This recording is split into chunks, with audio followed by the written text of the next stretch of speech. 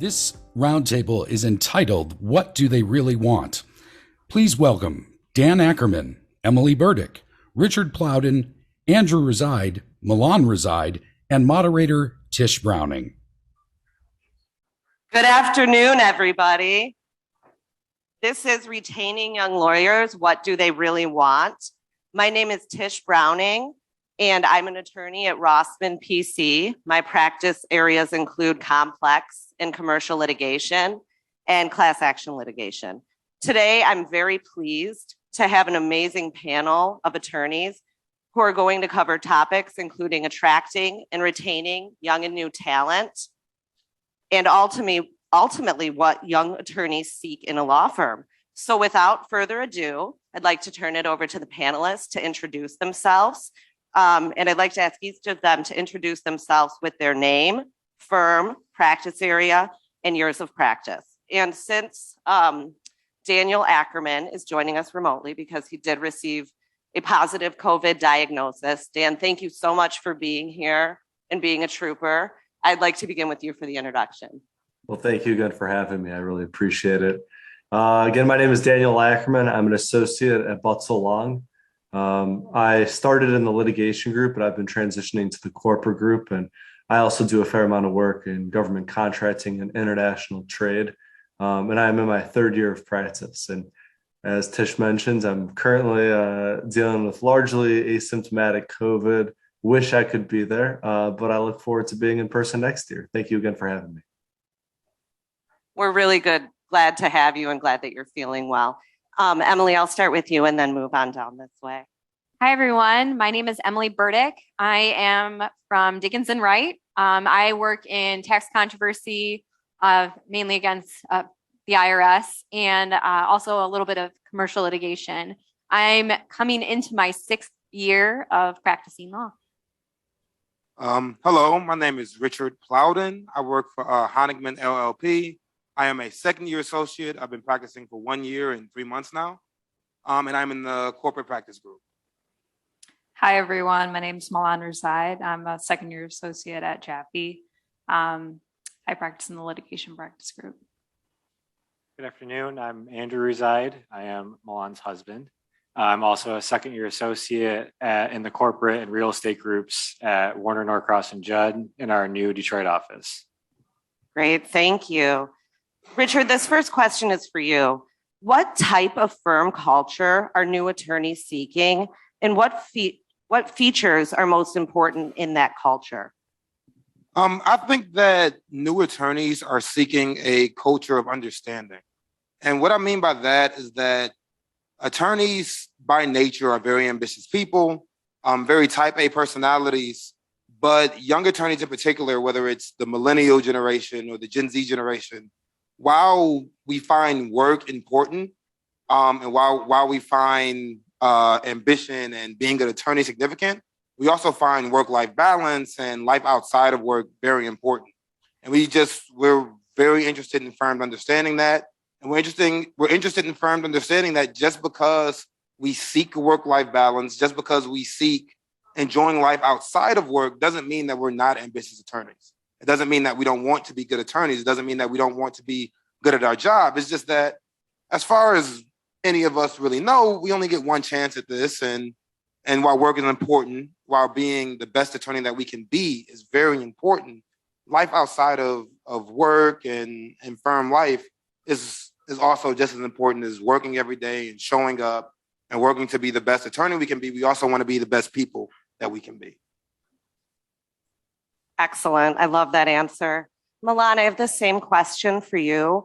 What type of firm culture are new attorneys seeking, and what features are most important in that culture? Sure.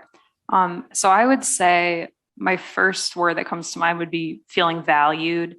And when I first started at Jaffe, I immediately felt that way. So when I first started, the founder of our firm, Ira Jaffe, he would come up to all the summer associates and say, hey, I want to take you out to lunch individually. So just right from the bat, I felt, wow, they value my time. They see something in me. So that felt nice. Then I guess my second word would be adaptability. So with COVID, everything's been absolutely insane. So being able to kind of have a flexible schedule, work from home 1 to 2 days a week, has been extremely nice. And second of all, I would say how Jaffe's handled its the incoming summers has really spoken a lot to, I guess, the value as well. So during 2020, when COVID all started, we still had a 5-week program, and it was part in person, part virtual. So I think that really spoke to Jaffe's commitment when they said, we want you here, we're hiring you. They committed and they saw it through. And then I would say the second point to that would be when I was hired in as an associate, it was fall of 2020 when, things were still kind of crazy. That was our set date to start. And the fact that Jaffe still was able to bring us on, I feel like was great. So. Yeah, I think that's really important. Emily, can you tell us about some of the programs that are unique to Dickinson Wright? Sure, yeah. And I took notes because as a litigator, I could drone on and on for hours about this, but we have time limits, so I'm going to stick to what I have. So some of the unique things to Dickinson Wright, we recently started in the last year or two changing up the bill requirements. Beyond the fact that we made it more realistic for associates to meet, there's actually a different component in that you can meet it either by the billable hour standard or the WAR standard, the working attorney revenue, which was really important because we were finding that our litigation attorneys, associates got the billable work pretty quickly and the billable hours, but transactional, they had the revenue coming in. So it made it so that everyone across the board was equal in how they were going to achieve the minimum standards. And beyond that too, they added a bar credit where you can get a billable attorney revenue credit for work that you brought in as an associate. And you got a chunk of change at the end of the year as a bonus for that because you're developing yourself. And that's nice as a rising associate. Yeah, that's certainly exciting. Andrew, same question for you. Can you tell us about some programs that are unique to Warner, Norcross, and Judd? Yeah, so I think one thing that's unique to Warner and one thing they may be known for is we're a lockstep firm. So what that means is at the associate level, everyone who's at the same associate level, they're compensated the same, both salary wise and then also the bonus structure. So that means as long as you meet your billable hour requirements, the people that are at your level are compensated the same way. And I'm not a partner, but at the partnership level, it's also lockstep, which means at whatever level partner you are, the same thing applies. And the idea is you're compensated at the same level, and you're expected to kind of move up in advance 1 year at a time, along with people at your same level. And I think what that does is the lockstep compensation model leads to a couple things, at least I've seen in my couple of years at Warner. And one of those is it's just a much more collegial work environment. And I mean, I know that word collegiality is thrown around. Every firm up here will tell you, yeah, we're a collegial work environment. But I do think lockstep helps to achieve that because you're working together kind of as a team environment, and you're not incentivized to go and bill, 2,000 plus hours in a year. It's more about, I would say, quality over quantity in your work, and making relationships with your fellow associates, with the partners that you're working with, because there really is no incentive, I guess, to kind of hoard the work. So one example of that is, you go on vacation, and you might have some work that you ask a fellow associate to pick up for you. And you can feel comfortable that when you come back, you're not going to be isolated or not going to, not be able to find work after that. You kind of pick up right where you left off. And that goes both ways. And then you pick up for others, and then just leads to, I think, a much more team atmosphere, and you're working together. And one other byproduct, I think, of lockstep is it's much more transparent. I think expectations are pretty clear. They share information, both across partnership to associate and at the associate ranks as well. And I think that just helps to kind of have clear expectations, understand what's expected of you, know who to go to if you have questions, and no one's trying to hide the ball from you. So that's one thing I've appreciated and noticed so far. Excellent. Thank you so much. I certainly agree that transparency is important. Daniel, this question is for you. What do you think is the most important thing for employers to know about retaining young talent? Thanks, Tish. We can act like young attorneys and employees in general just want firm-sponsored TikTok dances, paychecks in the form of Bitcoin, property in the metaverse, doggy daycare. But in reality, what brings people in the door is the compensation, and that just goes without saying. However, that really only gets people in the door. What keeps people retained and keeps people where they are would really be the relationships. Work-life balance is without a doubt key. Having a culture that promotes proper work-life balance allows people to be retained for an extended period of time, rather than just, again, entering that door. In my own experience, I think the aspect of flexibility is paramount. At Butzel, we've always been very flexible with working from home or working from the different offices. That's been really, really useful for me.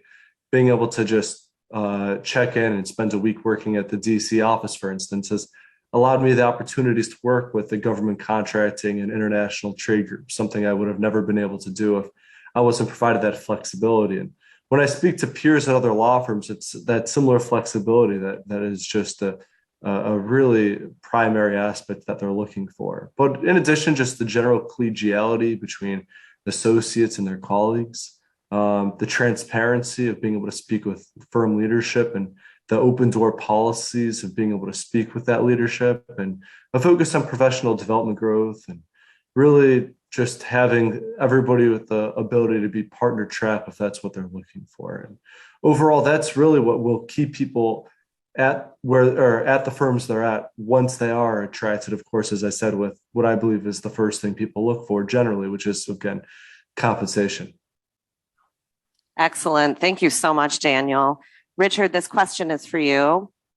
What are the most important features that you look for in an employer? Or since this panel is all about retaining new talent, what do you think employers should focus on when designing or implementing retention plans aimed at associate attorneys? So Milan mentioned the word earlier of value. That's something that was personally very important to me. It's actually what made me go to law school, and that I always wanted to be an attorney since I was a kid. But after undergrad, I was a little exhausted and was working a job that was very monotonous, right? I was a glorified office manager, wasn't doing much of anything. And I thought, well, okay, if I go to law school, I could be an attorney and I could be doing more significant work. Now, when I got to Ackerman, I didn't know how significant that work would be when I first started. And that was a little bit of a shock, because as soon as, and it's beautiful, I love it. As soon as you start, you get on your first deal, you're not just a cog in the machine, you're part of the machine, you're part of that deal team. And it's what you're doing, even though it's entry level, quote unquote, work, especially as a first, second year attorney, it's very important work. It has to get done. And as someone that's ambitious, as someone that's admittedly a bit of a type A personality, that's invigorating. That gets the blood pumping. That's our version of being in the professional sports game, is being part of the team and getting those minutes, doing significant work and actually contributing. And I think a lot of people that want to be attorneys, that want to do firm life, they're also interested in that. They want to do important work. They don't just want to be doing monotonous work. They don't want to just sit there at a desk and doing insignificant things. It's invigorating to be part of a team that recognizes your value enough to trust you, to give you responsibility. And it's important to step up to the plate and do that. And it's important when you have young associates to keep giving them important work, to keep making them feel valued, to keep stroking that ego a little bit, to let them know, like, hey, you are an important part of the team. You're not dispensable. We want you here. And I think it's important for firms to do that. And at Ackerman, I feel like they do, whether it's, senior associates, partners, all across the board, from our paralegals to our assistants. It's important for all of the team to know that you are valued, you are important, because that makes it a lot easier to get up in the morning and go at your desk and work to the evening, because you know you're doing something that's valued by people for whatever amount of money, for whatever the deal is worth. You know you're valued, and that's I think that young people in particular, particularly my generation, particularly my generation, have an ego about them, and making them feel valued just helps them stay happy and keeps them where they are. Absolutely. If being an attorney were easy, everyone would do it, right? Milan, this question is for you. Can you please tell us about any tools or continuing education opportunities that attracted you to Jaffe? Sure. So I guess I would say continuing legal education and just having access to resources as an associate is extremely important. So first, I would say just being able to have kind of any resource at your fingertips with your firm willing to reimburse has been extremely helpful. Just recently, I enrolled in one of Brian Gardner's seminars, and that was quite expensive. So I was thankful that Jaffe was willing to reimburse for that. But, what you learn in law school a lot of the time doesn't directly pan out to how it is in practice, especially with brief and motion writing. Judges don't have unlimited time and resources. They want you to get to the point. So that seminar, I haven't finished it yet, but that's been extremely helpful. Other than that, Westlaw, ICL, practical law, having access to all those resources has been extremely helpful. And then my second point would be when I was a summer associate at Jaffe, we had Ashley Heidemann with JD Advising come in and present all about the JD Advising Bar program. And I was so incredibly impressed. And I know Tish, you know her and you're likely just as impressed. So, if I hadn't summered at Jaffe, I don't know if I would have had that experience and been reintroduced to Ashley and been able to see how great JD Advising was. That translated into having JD Advising for my bar prep program. And with our bar, when it was a 2020 bar, right after March when everything went awry, it was really nice to have someone who pivoted so quickly. The MBE wasn't on our bar, so being able to switch and really focus on those Michigan essays was extremely helpful. So just having access to resources when you first start, it's a little overwhelming sometimes. So having all that at our fingertips has been extremely helpful. Yeah. And I do have to give props to Ashley Heidemann too. Milan knows I'm a fan. JD Advising is a great resource for anybody who's looking for something for their associates to help them through bar prep. I highly recommend that. And they did sponsor tonight's event as well. They're one of our sponsors. Andrew, how important is transparency to young associates? And what are some of the ways that Warner is keeping their associates informed and involved? Yeah, I think transparency is huge. I know Richard mentioned, sometimes the practice of law, it's a lot of hours, it's a lot of work. You don't want to necessarily just feel like a cog in the machine and keeping your head down and getting through day to day. It's nice to kind of have a bigger picture. And when a firm is transparent about what they're doing, who they're working with, it helps to kind of feel like more you're part of the team. And I think Warner, especially during the pandemic, and some of these times we've been in, has been great with that.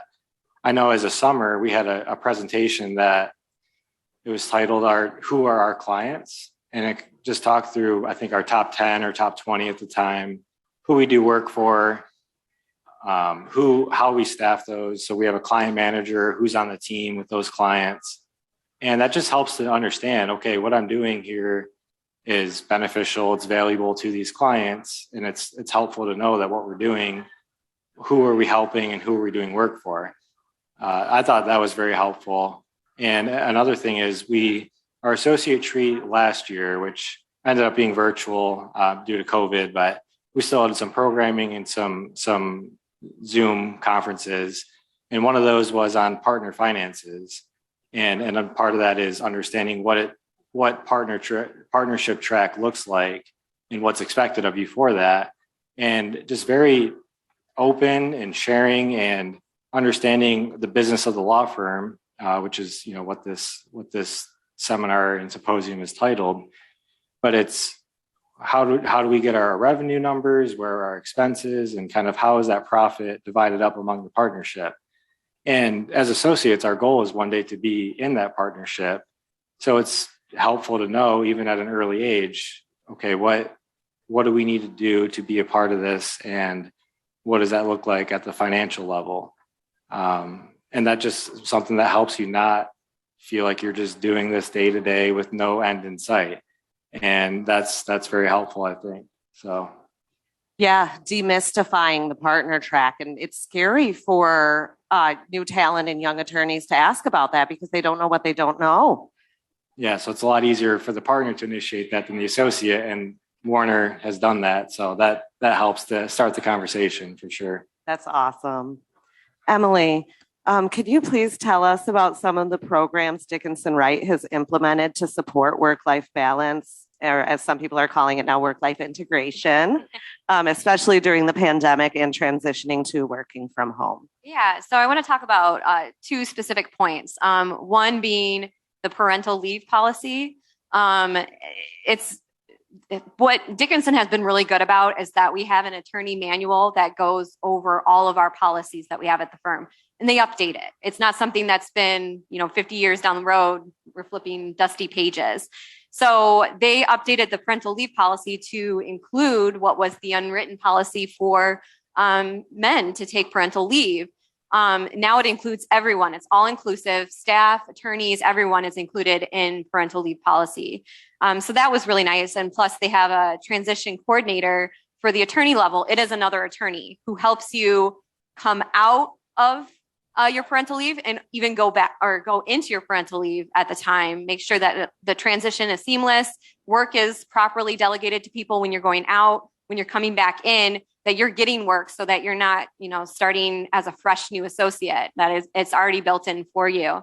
For the pandemic, again, everyone touched on how transparency and just knowing where people were was very important. We had Zoom check-ins for the associate level, and I know partners did too, just to say, hey, how are things going? What are you guys stressed about? What are you doing?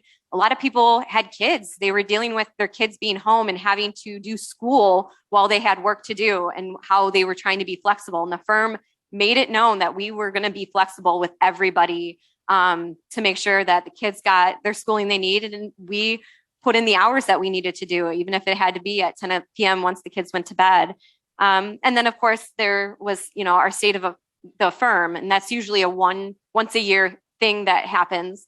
But they did it initially monthly on a Zoom to talk about where we were in the pandemic, what the firm was situated at with revenues and collections and clients and going to court and all that stuff.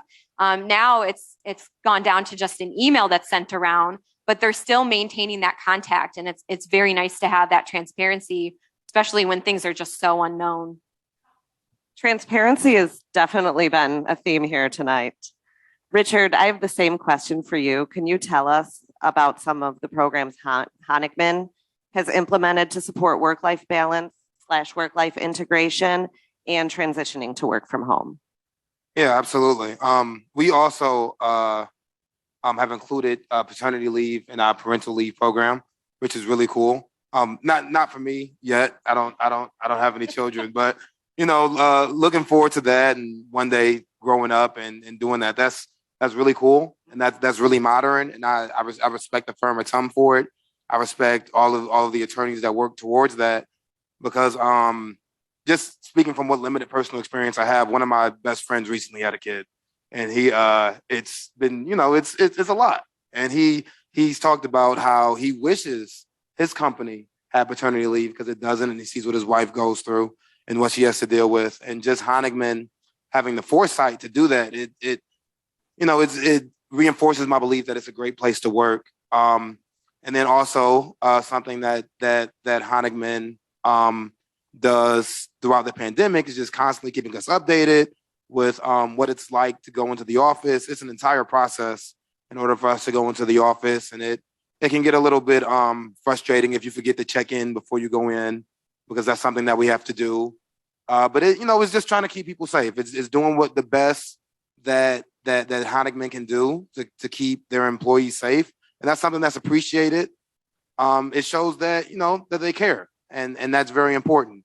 And then as far as working from home, Ackerman has a work style program in which there's a certain amount of money that you're able to use per year at your disposal in order to purchase different items for your home office. And that's probably one of my favorite things about the firm outside of compensation, honestly, because I've only worked from home as far as being a full-time attorney. And initially, without this program, I just would have been sitting at home with just my laptop. I didn't, don't come from a super wealthy family, didn't have a ton of money, graduating law school. But, from day one, Ackerman said, okay, what do you need? And we'll get you this. And it was more than enough. And I was able to have, my monitors, a printer, there's all these things I need. And I got to have my own little office, initially at my parents' house, now I'm at my own place. And that's just great. It's just, and Ackerman actually did this before the pandemic, which is just shows the foresight even more. And it's just great to just be able to have a place that appreciates the work you're doing, that invests in you. And especially throughout this hell of a pandemic that we've been going through for the last 2 years, and just being able to just go online, say, okay, I need this and this and this, do the best work that I can do. Priceless. Nothing like it. Yeah, it is so important. And I can't speak enough about resources. And I was so happy when I started at Rossman. It was the same thing. It's like whatever you need for your home office, get it, because you need to have the resources to do your work and do it well. Can't beat it. Absolutely. Let's see, Daniel, I have one for you. Can you tell us about Butzel's efforts to create a diverse and inclusive firm culture? Yes, thank you. In June of 2019, Butzel created a committee that was aimed at bringing diversity to a greater degree to the firm. The firm hired a diversity consultant and had conducted a series of surveys for both the attorneys as well as the support staff for the firm. Since that time, the firm has participated in a series of diversity-focused seminars and events.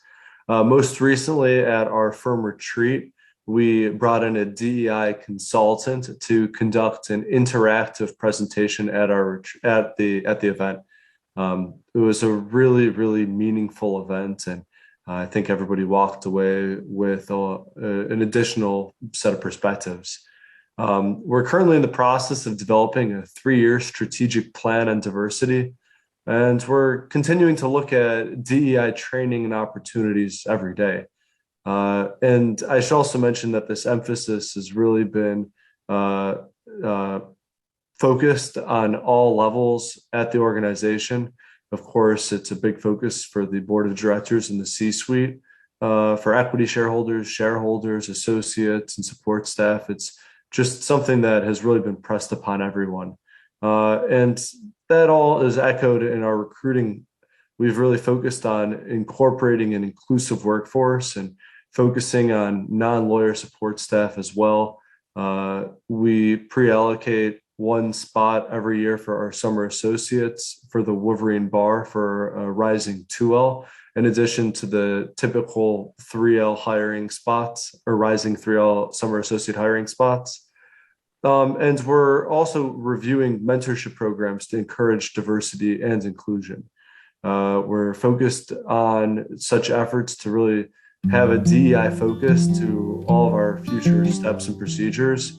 And the firm is overall reviewing its policies and practices. But overall, I also think a really important piece of this is the flexibility provided to enable a diverse workforce. When you force everyone in the office from 8 to 5 at the same location every day, you may not have the ability to, say, care for a child who has school canceled or is too young to be at school, and so on and so forth. Wonderful. Thank you so much. I heard the music indicating that our time is coming to an end. I'm hoping that we can go over by just a couple minutes, but PJ, when you start playing, we'll know it's our time to exit. I'll move down the list. Andrew, can you tell us some of the ways that employers can help young attorneys integrate into the workplace? Yeah, I'll try to keep it brief here. I think part of that in the work itself is being involved, and sometimes you're working with a senior associate or a partner, and then also being included in the client call. So that starts off, and you might be listening in on the call or in the meeting. You're copied on the emails, but then gradually you kind of start to see how that's, okay, now maybe I'll lead the call and have the partner on as well if needed. And you can send the email and just keep the partner copied. And I think that just helps to integrate you into the firm, understanding who your clients are, and just feeling more confident and comfortable with being able to interact with clients. And then I think not so work related, the social aspects. In our Detroit office, we have a weekly happy hour. We call it the deal on Thursdays at 5:00. So Thursdays, naturally, even though we have a large part of our office working from home still, you see a spike in attendance that day. So it's nice to be part of the firm. And I will say I started in March of 2020, so kind of right at the onset of the pandemic. And that happy hour actually still continued through that, just virtually. So it was still a time to connect on Zoom. And me as a younger attorney, it was a great opportunity to meet the people I'm working with and just understand who they are on a personal level, and also to maybe find out if that's someone you could work with. So I think both of those just help you be part of the team and just enjoy going to work on a daily basis. So especially as we start to get less from home and more into the office. So that's part of it. Wonderful. Thank you so much. I know we have Professor Mall coming on right after us, so I'm going to ask one more quick question to Emily so that we can ensure the professor can start on time. Emily, what type of recognition or motivation is most attractive to associate attorneys? And is your firm implementing any programs to help keep associates motivated? Yeah, I think it's been echoed that, compensation is very important. It really, truly is. And the work-life balance and everything. There's a lot of components to keeping the younger associates around. There really, truly is. But beyond compensation, it has to be fair compensation.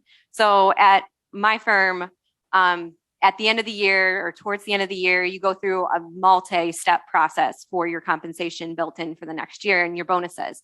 It's a self-evaluation. It's partnership evaluations. It's an interview of yourself by a partner in the associates committee. And then the associates committee meets and talks about all of those components. And the self-evaluation is very detailed. There's 6 questions, but you're encouraged to write as much as possible. And those are discussed in your interview. So with that, the associates committee meets many, many, many, many times to talk about all the associates. There's many at Dickinson. And so they're very good about, making sure that everyone is fairly represented.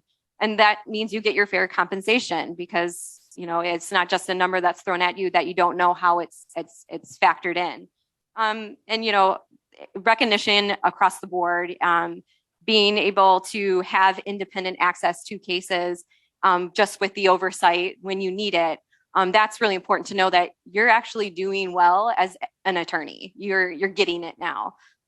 So those components are very important. Excellent. Thank you so much. I apologize, Milan and Daniel, that we didn't get to the last 2 questions, but I want to turn it over to PJ. And thank you all very much. This has been really great.